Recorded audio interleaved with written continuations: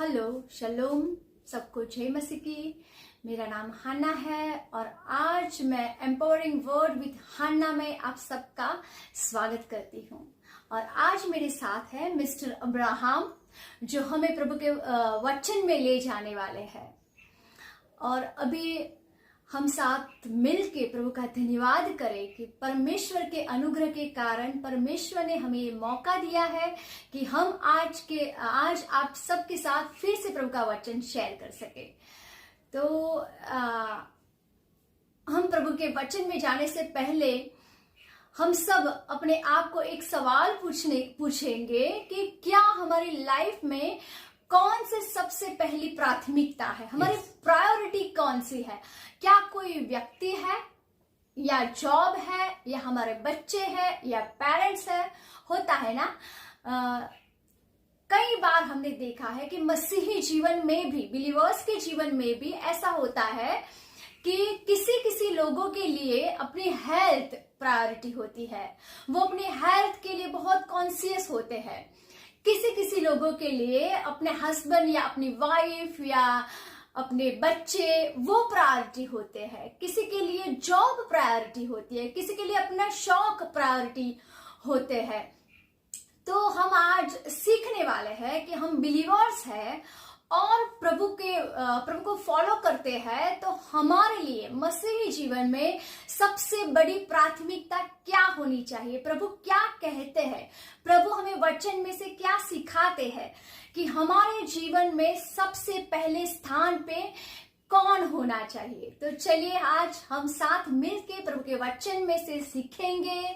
और हम आज ओल्ड टेस्टामेंट जो ओल्ड टेस्टामेंट है उसमें जो हग्गै प्रभुदत्त की किताब है, हग्गै नबी की किताब है, उसमें से हम सीखेंगे आज की हमारी प्रायोरिटी क्या होनी चाहिए। तो मैं आगे का समय अब्राहम जी आपको देती हूँ, तो आप हमें वचन में ले जाइए और प्रभु क्या वचन में से आज हमें सिखाना चाहते हैं। Thank you very much. Hallelujah, praise the Lord. मैं जितने भी लोग ये चैनल देख रहे हैं, सभी मसीही भाई बहनों को मेरी और मेरी वाइफ की ओर से शलोम, प्रेज द लॉर्ड, जय मसीह की। और परमेश्वर का धन्यवाद करते हैं उसके अनुग्रह के लिए। परमेश्वर का धन्यवाद करते हैं आज के इस समय के लिए, इस छोटी सी फेलोशिप के लिए, ताकि हम परमेश्वर के वचनों को अच्छी तरह से सीख सके और परमेश्वर के वचनों को अच्छी तरह से समझ सके और उन वचनों को अपने जीवन में उसे लागू कर सके, अप्लाई कर सके। और मेरी ये प्रार्थना है परमेश्वर से कि आज का ये जो हमारा समय है वो हमारे जीवन के लिए आशीष का कारण बने। आज इस संगत के द्वारा हम सब लोग आशीषित हो, ऐसी मैं प्रार्थना करता हूँ। जैसा कि टॉपिक के बारे में मेरी वाइफ ने थोड़ा बताया है कि अलग अलग लोगों के जीवन में अलग अलग प्राथमिकताएं होती है, अलग अलग प्रायोरिटीज होती है। कुछ लोगों के जीवन में जॉब, बिजनेस प्रायोरिटी रहता है, कुछ लोगों के जीवन में रिलेशनशिप प्रायोरिटी पे रहता है, कुछ लोगों के जीवन में फिजिकल हेल्थ प्रायोरिटी रहता है। लेकिन हम आज ये जानना चाहेंगे कि परमेश्वर का जो वचन है वो हमें इसके बारे में क्या सिखाता है। ये जो अलग अलग प्रायोरिटीज है दूसरी, उसमें कुछ गलत नहीं है। लेकिन आज हम बाइबल में से ये सीखना चाहते हैं कि एक मसीही व्यक्ति के जीवन में दूसरी प्रायोरिटीज के अलावा सबसे पहली प्रायोरिटी क्या होनी चाहिए। हमारे जीवन में प्रायोरिटीज में, प्राथमिकता में सबसे पहला स्थान हमें किसे देना है। तो मैं यहाँ एक बात क्लैरिफाई करना चाहती हूँ कि आज हम सिर्फ प्रीचिंग पे ही नहीं लेकिन टीचिंग पे भी ध्यान देने वाले हैं। प्रभु के वचन में से हम टीच भी करने वाले हैं, हम लर्न भी करने वाले हैं। और अब्राहम जी हमें प्रीचिंग तो देंगे ही देंगे, प्रभु के वचन में से वो तो हम सीखेंगे ही प्रीचिंग में से। लेकिन स्पेशली हम जिस बुक पे फोकस करने वाले हैं, तो हम थोड़ी सी हम आज बाइबल स्टडी भी करने वाले हैं उस बुक पर, ताकि हम बहुत अच्छी तरह से जान सके कि उस बुक में प्रभु हमें क्या कहना चाहते हैं। ओके, जैसा कि आप जानते हैं कि आज हम हग्गाई नबी की जो किताब है उसमें से हम स्टडी करने वाले हैं, कुछ सीखने वाले हैं। Yes. हग्गाई नबी की किताब और उसका जो पहला चैप्टर है वो आज का हमारा स्टडी का मेन पार्ट है। और इसमें जाने से पहले, ये स्टडी में जाने से पहले थोड़ा बैकग्राउंड मैं आपको इसके बारे में बताऊंगा। अच्छा, तो सबसे पहले मैं आपका एक बात पे ध्यान देना चाहती हूँ कि आप स्पेशली ये बुक कब लिखी गई है वो आप थोड़ा सा बताएंगे, और ये बुक किसको लिखी गई है, किन लोगों को ध्यान में रखकर ये बुक लिखी गई है और किस पर्पस की वजह से लिखी गई है। अगर आप वो क्लियर करेंगे तो हमारे व्यूअर्स के लिए बहुत अच्छा रहेगा। प्रभु के वचन वो बहुत अच्छी तरह से सीख पाएंगे। बहुत बहुत अच्छा सजेशन है, बहुत अच्छा सवाल है। और जैसा कि मैंने बताया कि ये जो हग्गाई नबी की जो किताब है उस पे हम स्टडी करने वाले हैं, लेकिन उससे पहले मैं थोड़ी बातें शेयर करना चाहता हूं कि ये एक ऐसी किताब है पुराने नियम में से जिसके ऊपर हम इतना ज्यादा ध्यान नहीं देते, क्योंकि बहुत ही छोटी किताब है, 2 ही चैप्टर है उसमें। और अक्सर ऐसा होता है कि पुराने नियम और नया नियम दोनों में जो किताब छोटी होती है उसके ऊपर हम थोड़ा कम ध्यान देते हैं, इग्नोर करते हैं कभी कभी। और मैं आशा रखता हूं कि हग्गाई नबी की जो किताब है उससे काफी सारे लोग परिचित तो होंगे ही होंगे। और एक और बात कहना चाहूंगा यहाँ पे कि हग्गाई नबी की किताब में जो मैसेज है, बुक भले ही छोटी है, 2 ही चैप्टर है, लेकिन बहुत बहुत इंपॉर्टेंट मैसेज मसीही लोगों के लिए है, हमारे लिए है। और ये जो किताब है उसका जो समय है वो यीशु के पहले का है। ईसा पूर्व 520 का जो समय है, तब ये परमेश्वर का जो वचन था वो हग्गाई प्रबोधक के पास आया था। और यहूदी लोगों के लिए, जो लोग बंधुआई में से 70 साल की बंधुआई में से जो लोग वापस यरूशलेम आए थे, उनके लिए ये वचन था। तो हमारे लिए अगर किसी भी बुक को समझना है बाइबल में से, तो वो कौन से समय में लिखा गया था, कौन से लोगों को लिखा गया था, किन परिस्थितियों में परमेश्वर ने वो वचन भेजा था, इन सारे प्रश्नों का अगर हमें जवाब मिले तो वो वचन जो परमेश्वर का है उसको हम अच्छी तरह से समझ पाएंगे, ज्यादा अच्छी तरह से समझ पाएंगे। और वो मैसेज को हम 21वीं सदी में रहने वाले बिलीवर्स अपनी लाइफ में अच्छी तरह से उसको अप्लाई कर पाएंगे। yes. तो वचन में जाने से पहले ये जो हग्गाई नबी की जो किताब है उसका जो बैकग्राउंड है उसके बारे में मैं आपको थोड़ा बताना चाहता हूं। आप सब लोग वैसे तो जानते ही होंगे कि जो यहूदा और बिन्यामीन का जो गोत्र था वो 17 साल तक बेबीलोन में बंधुआई में रहा। जब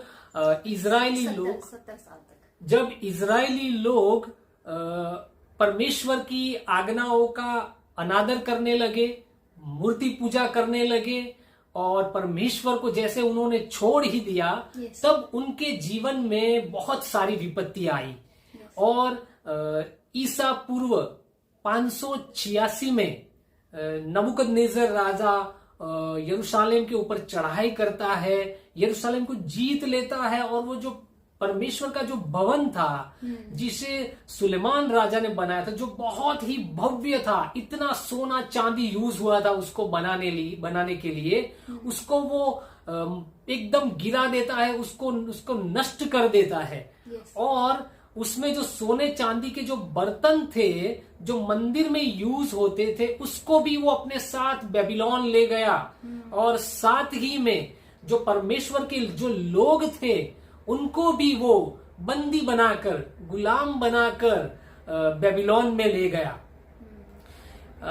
इजरायली जो लोग थे उन्हें परमेश्वर ने एक आज्ञा दी थी कि 7वां जो साल आएगा तब तुम जो जमीन है उसमें कुछ भी बोओगे नहीं, 1 साल के लिए उसे रेस्ट दे दोगे। लेकिन जो यहूदी जो लोग थे वो नाफरमानी करते थे, परमेश्वर की आज्ञा का उल्लंघन किया करते थे, और उन्होंने जो जमीन थी उसको जो हर 7वें साल जो रेस्ट देना था उसको ऐसे ही छोड़ना था, छोड़ा नहीं था। 490 साल तक उन्होंने ऐसा किया कि उन्होंने वो जो जमीन थी उसको हर 7 साल पे जो एक रेस्ट देना है उसको पड़तर छोड़ना है, वो नहीं छोड़ते थे। और इसलिए अगर आप 490 को 7 से डिवाइड करोगे तो 70 उसका आंसर आएगा। इसीलिए परमेश्वर ने 70 साल के लिए वो जो जमीन थी उसको रेस्ट देने के लिए ये जो इजरायली लोग थे उन्हें बंधुआई में 70 साल के लिए जाने दिया। तो मैंने तो ये पहली बार जाना कि 490 इयर्स तक उन्होंने ये परमेश्वर की आज्ञा की नाफरमानी की कि 7 साल, जब 7वां साल आए तो उनको जमीन को रेस्ट देना चाहिए था। उनकी तो उन लोगों ने उस जमीन को रेस्ट नहीं दिया और 490 इयर्स तक खेती बाड़ी उन्होंने चालू ही रखी। यस। और उसको डिवाइड करने के बाद हम देखें तो 70 इयर्स आता है। यस।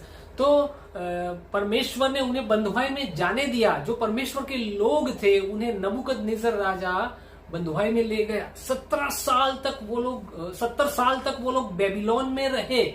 लेकिन यर्मिया जो भविष्यवक्ता था उन्होंने जैसे कहा था कि 70 साल के बाद वो लोग वहां से आजाद होंगे, और ठीक वैसा ही हुआ। ईसा पूर्व 539 में साइरस द ग्रेट किंग, उसने जो बेबीलोन जो एम्पायर था, साम्राज्य था, उसको हरा दिया, उसको जीत लिया।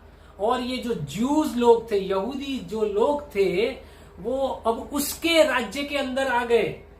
और ये जो कोरेश जो राजा था, साइरस द ग्रेट किंग उसे कहा जाता है, वो जो राजा था वो बहुत ही अच्छा इंसान था।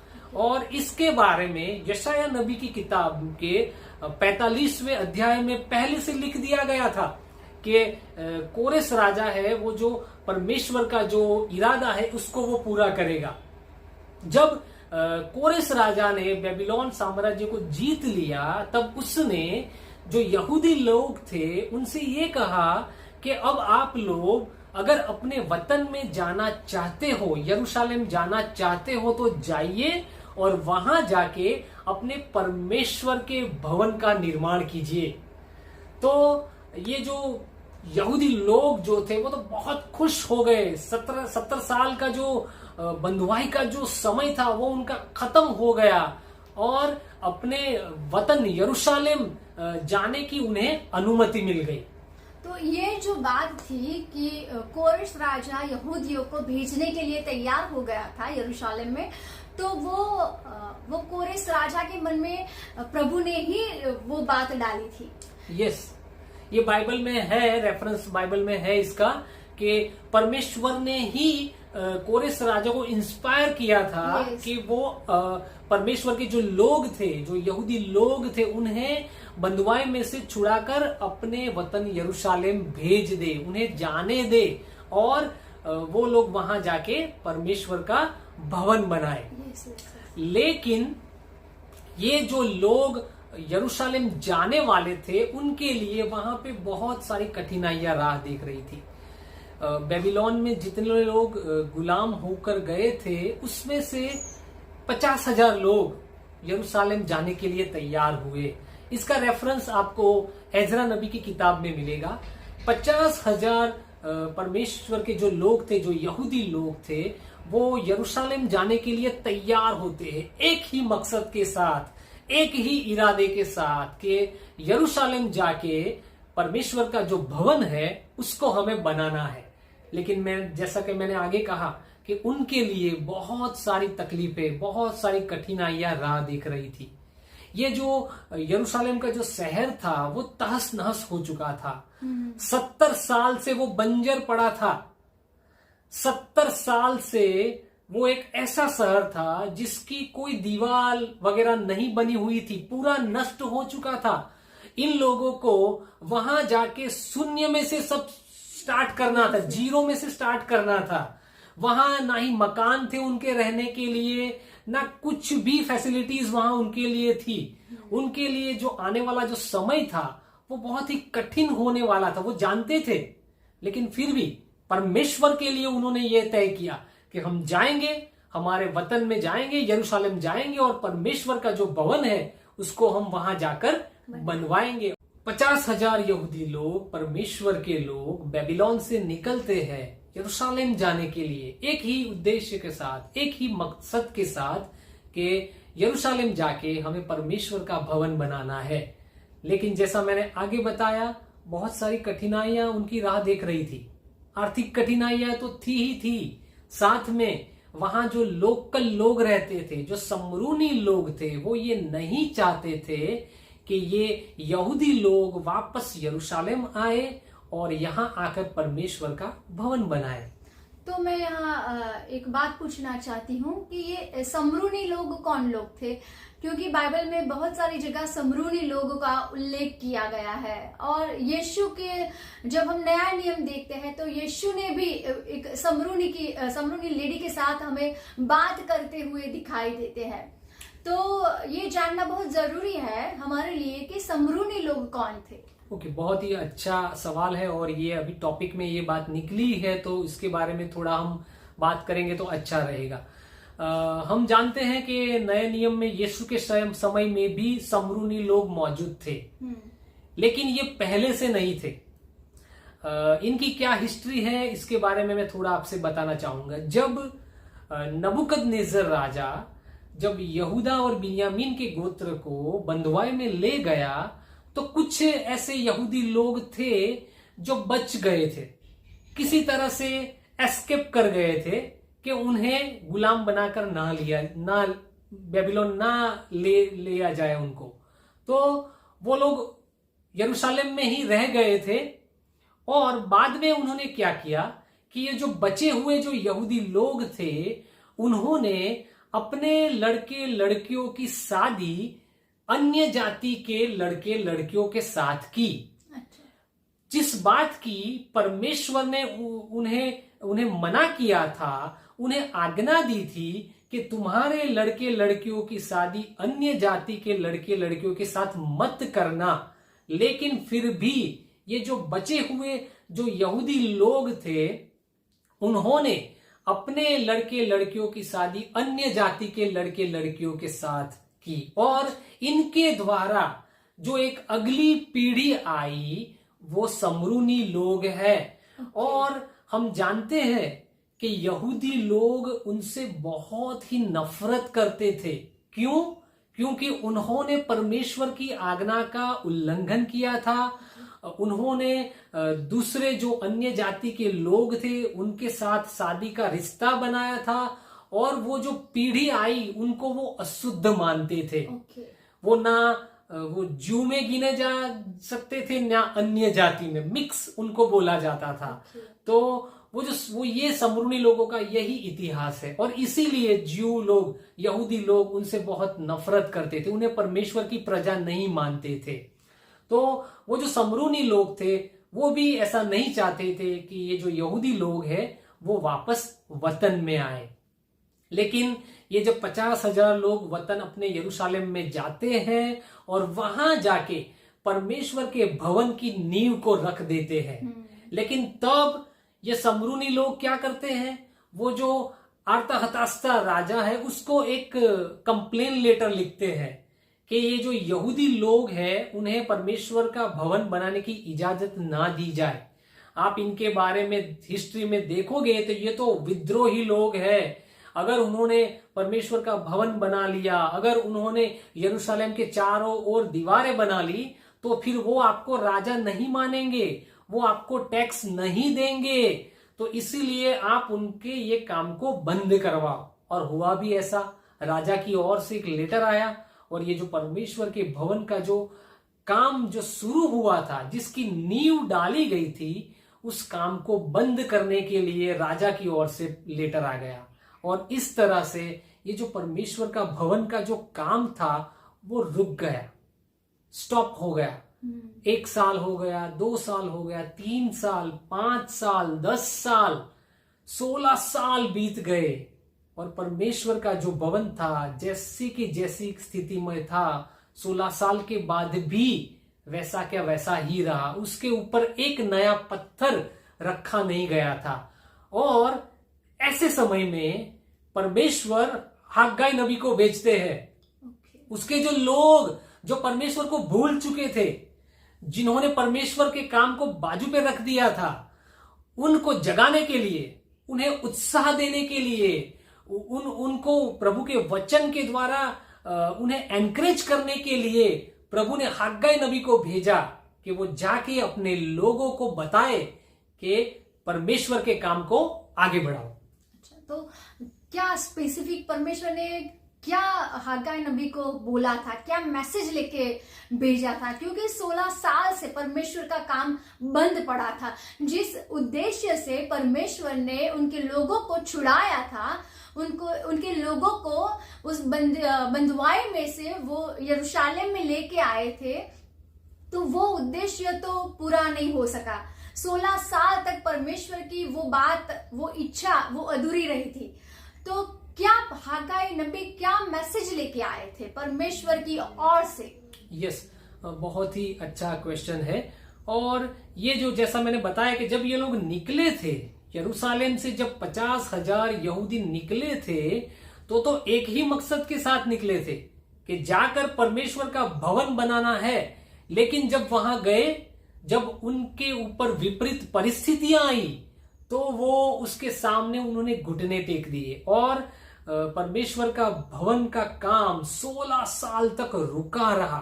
16 साल तक वो काम रुका रहा और परमेश्वर ने हग्गाई नबी को भेजा और उन्होंने जो पहला वचन इन लोगों को दिया वो तो परमेश्वर ने ये दिया। परमेश्वर ने उनसे ये कहा कि ये लोग तो ऐसा कह रहे हैं कि परमेश्वर के भवन को बनाने का अभी समय ही नहीं आया है। ये लोग जो परिस्थितियों, विपरीत परिस्थितियों में से गुजर रहे थे, उनकी आर्थिक कंडीशन भी ठीक नहीं थी। ऐसे समय में उनकी जो सोच थी वो भी गलत हो गई थी। वो लोग ऐसा सोच रहे थे कि अभी हमारी जो परिस्थिति है वो ठीक नहीं है, हम लोग उतने समृद्ध नहीं है कि परमेश्वर के भवन को बना सके। और शायद ये परमेश्वर की ही इच्छा है कि हम अभी परमेश्वर के भवन को ना बनाए। और उन्होंने खुद ही सोच लिया कि अभी परमेश्वर के भवन को बनाने का समय नहीं है। तो इसी तरह से हमारी लाइफ में भी ऐसा होता है। कितने बिलीवर्स, हम मसीही लोग भी ऐसा मानते हैं, कितने लोग ऐसा मानते हैं कि नहीं अभी टाइम नहीं आया है कि हम परमेश्वर को खोजें या परमेश्वर का काम करें। अभी तो हमारी बहुत मौज शौक करने की उम्र है। अभी ये काम हमारा नहीं है। जब हम बुढ़े हो जाएंगे तब ये काम हम करेंगे, तब हम परमेश्वर को खोजेंगे। पर नहीं, परमेश्वर तो यही चाहते हैं कि हमारी जो श्रेष्ठ उम्र है, जो यंग एज है, तो उसी में ही हम परमेश्वर को ढूंढे और परमेश्वर का काम करें। यस। तो यहाँ पे हमारे मसीही लोग के लिए बहुत ही एक इम्पोर्टेंट मैसेज है कि हम भी कई बार ऐसा करते हैं कि हम ये कह देते हैं कि अभी परमेश्वर के काम को करने का मेरा समय नहीं आया है, अभी मैं बिजी हूं, अभी मैं अपने काम में थोड़ा व्यस्त हूं, अभी मुझे ये करना है, अभी मुझे वो करना है, और परमेश्वर के काम का समय अभी मेरी लाइफ में आया नहीं है। मैं आपसे ये कहना चाहता हूं कि आप अपनी जो सोच है उसको बदलिए।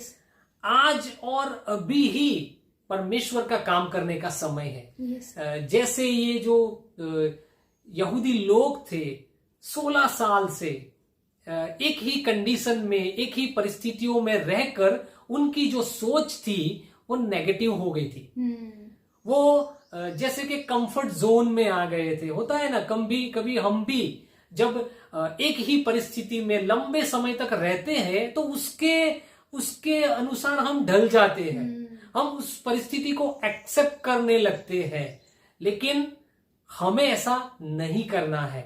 हमें चाहे परिस्थितियां कितनी भी विकट क्यों ना हो, यस, चाहे परिस्थितियां अच्छी हो या बुरी हो, परमेश्वर का जो काम है वो हमारे जीवन में पहली प्रायोरिटी होनी चाहिए। यस, परमेश्वर का जो स्थान है वो हमारे जीवन में प्रथम होना चाहिए। यीशु ने नए नियम में यही मैसेज दिया है, तुम इसलिए पहले परमेश्वर के राज्य को और उसकी धार्मिकता को ढूंढो और ये सब चीजें भी तुम्हें मिल जाएंगी।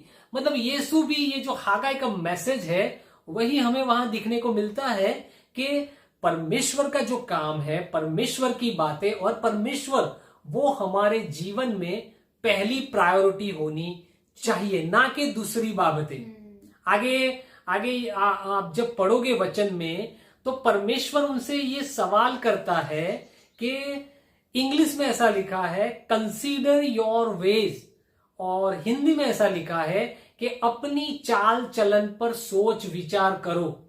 मतलब आज परमेश्वर हमसे कह रहे हैं कि हमारी जो लाइफ है, हमारा जो जीवन है, उसमें हम थोड़ा सोच विचार करके देखें, क्या हमारे जीवन में भी तो ऐसा ही नहीं हो रहा है? क्या हमने तो परमेश्वर के काम को बाजू में नहीं रख दिया है? आज हम ये सोचे, ये प्रश्न अपने आप को पूछे, अपने आप को चेक करें, क्या हमारे जीवन में परमेश्वर और परमेश्वर का जो काम है वो प्रथम स्थान पे है या हमने उसे साइड में रख दिया है? ये जो यहूदी लोग थे 16 साल से वो परिस्थितियों में से गुजर रहे थे, उसकी वजह से वो वही परिस्थितियों में ढल चुके थे। परमेश्वर का जो मंदिर जो उजड़ा हुआ था, जहां से शायद वो लोग रोज गुजरते होंगे, रोज देखते होंगे कि परमेश्वर का जो भवन है वो तो उजाड़ पड़ा है, लेकिन फिर भी उन्हें कुछ फर्क नहीं पड़ रहा था। yes. वो लोग जानते थे कि हमें परमेश्वर का भवन बनाने के लिए भेजा गया है, फिर भी वो लोग उस बात को इग्नोर कर देते थे, परमेश्वर के भवन को इग्नोर कर देते थे। और उसी तरह से हम जो मसीही लोग हैं, हमें पता है हमें परमेश्वर को प्रथम स्थान देना है, परमेश्वर के काम को प्रथम स्थान देना है, लेकिन फिर भी जानने के बावजूद हम परमेश्वर और परमेश्वर के काम को बाजू में रख देते हैं। हाँ, और इस बुक में मैंने पढ़ा है कि वो लोग परमेश्वर के काम को बाजू पर रख के अपने पर्सनल कामों में वो लोग बिजी हो गए। वो खुद का मकान बनाने के लिए, अपनी खेती बाड़ी में, अपने जैत वृक्ष की जो वाड़ियां थी उसको बनाने में, और बस उसी में ही वो बिजी हो गए थे, वो अपने काम में ही बिजी हो गए थे और परमेश्वर की जो इच्छा थी उसको भूल गए थे। शायद उनको पता भी था, लेकिन वो सबसे पहले उनकी प्रायोरिटीज अपने खुद के काम, खुद के पर्सनल काम, उनकी खुद की इच्छाएं, वो प्रायोरिटीज हो गई थी। यस, बहुत अच्छी बात कही हन्ना ने। और वचन में ये लिखा है, मैं पढ़ूंगा आपके सामने। परमेश्वर उनसे प्रश्न करता है, क्या तुम्हारे लिए अपने छत वाले घरों में रहने का समय है जबकि यह भवन उजाड़ पड़ा है? परमेश्वर उनसे ये प्रश्न पूछ रहे हैं कि मेरा जो घर है वो तो उजाड़ पड़ा है, ऐसी स्थिति में तुम लोगों के लिए क्या अपने आलीशान घरों में रहना वो सही है? और इंग्लिश में जो वर्ड है वहां पे ऐसा लिखा है वुड पैनल्ड हाउसेस, मतलब ऐसे घर जो बहुत ही आलीशान थे, बहुत ही शानदार थे, जिसमें जो महंगा जो लकड़ा है वो यूज किया हुआ था। तो ऐसे घरों में वो लोग रहते थे। वो लोग खेती बाड़ी करते थे, जैतून के बगीचे उन्होंने बनाए थे, दाख मधु के बगीचे बनाए थे, दूसरी सारी एक्टिविटीज वो लोग कर रहे थे। बस खाली परमेश्वर के काम को उन्होंने बाजू पे कर दिया था। और परमेश्वर उनसे ये कहता है कि तुम लोग अपने लाइफ में, अपने जीवन में मुझे भूल चुके हो, अपने लाइफ में इतना मस्त हो चुके हो, इतना खो चुके हो कि मुझे और मेरे काम को तो तुम लोगों ने भुला ही दिया है। हमारे लिए भी, आज के मसीही भाई बहनों के लिए भी ये बहुत एक इंपॉर्टेंट सवाल परमेश्वर हमसे पूछ रहा है, क्या हमारे जीवन में भी हमने तो ऐसा नहीं किया है ना? आज हम अपने आप को प्रश्न पूछे। और ये जो जो यहूदी लोग थे, इन लोगों की जो सोच थी वो भी एकदम नेगेटिव, नकारात्मक हो गई थी। वो लोग ऐसा सोच रहे थे कि आर्थिक रीति से समृद्ध नहीं है, पॉलिटिकल प्रेशर है हम पे कि हम मंदिर ना बनाए, तो शायद परमेश्वर की यही इच्छा है कि ये भवन बनाने का अभी समय नहीं आया है। लेकिन वो उल्टा सोच रहे थे। परमेश्वर उनसे क्या कहता है? तुम्हारी आर्थिक परिस्थितियां इसलिए विकट है, तुम इसलिए आशीषित नहीं हो रहे हो क्योंकि तुमने मेरा काम करना छोड़ दिया है। हाँ, और इस बुक में हम देखते हैं कि जो जो वो करते हैं, वो खेती बाड़ी करते हैं, उसमें भी वो सफल नहीं होते हैं। Yes. वो बहुत मेहनत करते हैं लेकिन फिर भी उन लोगों को असफलता मिलती है, और इसके पीछे परमेश्वर का ही हाथ है, ऐसा हमें दिखने को मिलता है। देखिए, हम यही बात हम वचन में से पढ़ते हैं। परमेश्वर उनसे क्या कहते हैं? तुमने बहुत उपज की आशा रखी परंतु देखो थोड़ी ही है, और जब तुम उसे घर ले आए तब मैंने उसको उड़ा दिया। मतलब जब इन लोगों ने बोया होगा तब तो उन्होंने बहुत आशा रखी थी कि बहुत हम जो पाक है उसको हम काटेंगे, लेकिन उतना वो काट नहीं पाए। आगे परमेश्वर उनसे क्या कहता है? सेनाओं का यहोवा की यह वाणी है, ऐसा क्यों हुआ? क्यों तुम लोग आशीषित नहीं हो रहे? परमेश्वर आगे कहते हैं, क्या इसलिए नहीं कि मेरा भवन उजाड़ पड़ा है? परमेश्वर उनसे कहते हैं, और तुम में से प्रत्येक अपने अपने घर को दौड़ा चला जाता है, इस कारण आकाश से ओस गिरना और पृथ्वी से अन्न उपजना दोनों बंद है। परमेश्वर उन्हें स्पष्ट कहते हैं कि तुम लोग तो दौड़े दौड़े अपने घर पे चले जाते हो, लेकिन मेरा जो घर है वो तो उजाड़ पड़ा है, और इसीलिए तुम लोग आशीषित नहीं हो रहे हो। परमेश्वर हमें भी ये कहना चाहते हैं कि हमारी लाइफ में जो प्रायोरिटी है, जो प्राथमिकता है, वो परमेश्वर का काम है। हाँ, हमारे जीवन में दूसरी भी प्रायोरिटीज है, हमारी जॉब है, हमारा बिजनेस है, हमारे माता पिता है, हमारे बच्चे हैं, हमारी पर्सनल लाइफ है, सब कुछ है, लेकिन सबसे पहले परमेश्वर और परमेश्वर का काम, वो ही हमारे जीवन की प्राथमिकता होनी चाहिए। यहाँ पे एक लिविंग एक एग्जाम्पल देना चाहता हूं एक लड़की का। एक बौद्ध लड़की थी, उसके माता पिता की एक लौती लड़की थी, और वो लोग बौद्ध रिलीजन को फॉलो करते थे। लेकिन एक दिन ऐसा हुआ कि वो जो लड़की थी उसे किसी ने सुसमाचार सुनाया, और उसने प्रभु को अपना जीवन दिया, यीशु को अपना लॉर्ड, अपना सेवियर कबूल किया, उसने क्रिश्चियनिटी को फॉलो करना शुरू किया। और जब उसके माँ बाप को ये बात पता चली तो उसके पिता ने वो लड़की को बहुत ही कड़े शब्दों में कह दिया, अगर तुम्हें यीशु को फॉलो करना है तो हम लोग तुम्हारे साथ किसी भी प्रकार का संबंध नहीं रखेंगे, और मेरी जितनी भी प्रॉपर्टी है उसमें से तुम्हें कुछ नहीं मिलेगा, मैं तुम्हें अपनी जायदाद में से बेदखल कर दूंगा। और वो लड़की के लिए एक प्रश्न आके खड़ा हो गया। वो अपने पिता से बहुत प्यार करती थी, अपने माता से बहुत प्यार करती थी, लेकिन वो इससे भी ज्यादा यीशु से प्यार करती थी।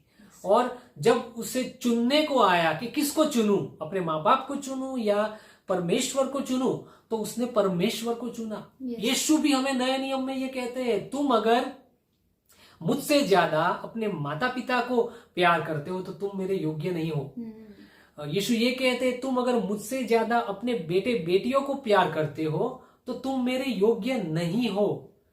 इसका मतलब ये नहीं कि हम अपने माता पिता को छोड़ दे, अपने बच्चे बच्चियों को छोड़ दे। परमेश्वर ये नहीं कहना चाहते। परमेश्वर ये कहना चाहते हैं कि तुम्हारे जीवन में जो प्रथम स्थान है वो तुम्हें मुझे देना है। मैं तुम्हारी प्रायोरिटी होना चाहिए।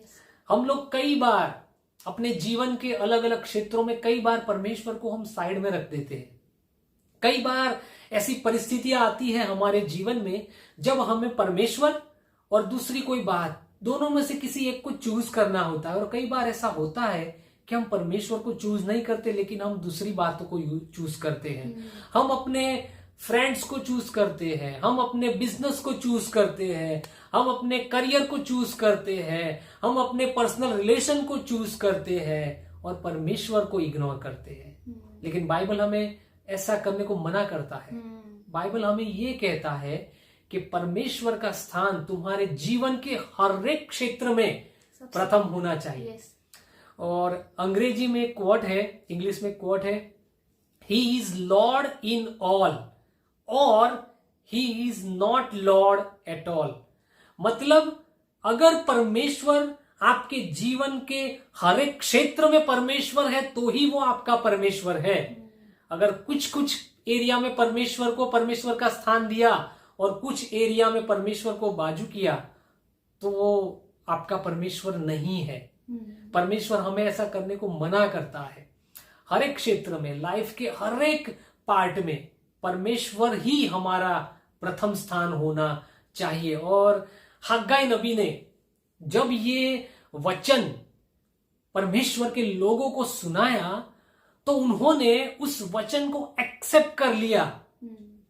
उन्होंने एक्सेप्ट कर लिया कि इतने सालों से हमने परमेश्वर को बाजू पर रखा, हमारी जो बातें थी उसे हमने प्राथमिकता दी, लेकिन जब परमेश्वर का वचन आया तो उन्होंने परमेश्वर के वचन को ग्रहण किया और मंदिर, जो परमेश्वर का जो भवन था, उसको बनाने की शुरुआत की।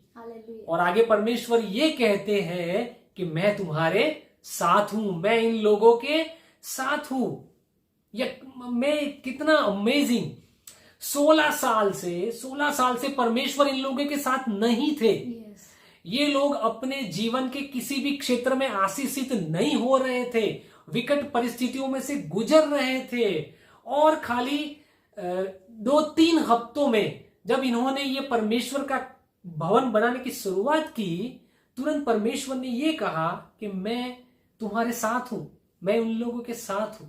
जब हम परमेश्वर के काम को अग्रिमता देते हैं, परमेश्वर को अग्रिमता देते हैं और उसमें लग जाते हैं, तो परमेश्वर ये कहता है कि मैं तुम्हारे साथ हूं। हमारे लिए एक बहुत ही उत्तेजनदायक वचन है आज का ये, कि अगर हम पीछे पड़ गए हैं तो आज से परमेश्वर आज जो वचन आया उसको आज पकड़ ले, उसको ग्रहण करे।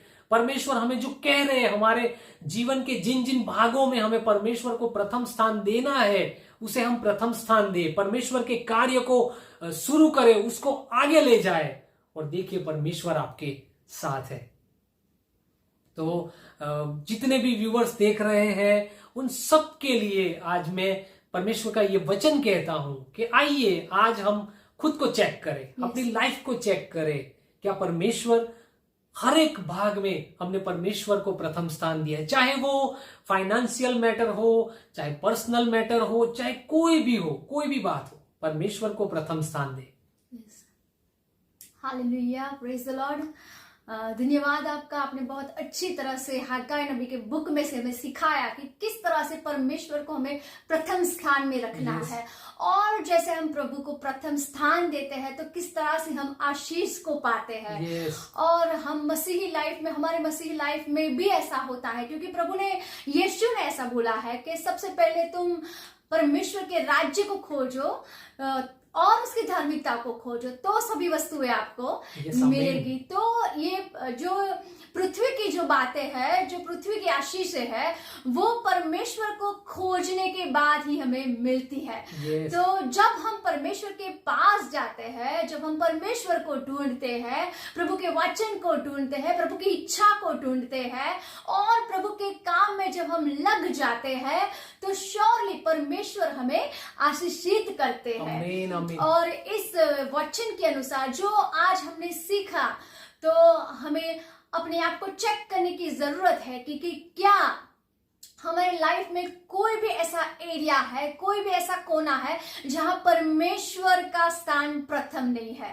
तो अगर ऐसा है तो मैं आपको आज एनकरेज करना चाहती हूं कि आप आपके लाइफ के सभी एरियाज में परमेश्वर को प्रथम स्थान दीजिए और आप परमेश्वर की ब्लेसिंग्स को पाइए। आमीन। तो सबको जय मसीह की और मैं आपको एनकरेज करना चाहती हूँ कि आज आपने इस मैसेज को सुना है और आप आशीषित हुए हैं, तो आप दूसरे मसीही भाई बहनों के साथ ये मैसेज को शेयर कर सकते हैं, इस मैसेज को लाइक कर सकते हैं।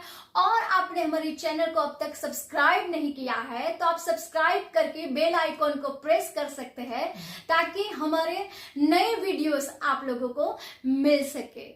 सबको जय मसीह की।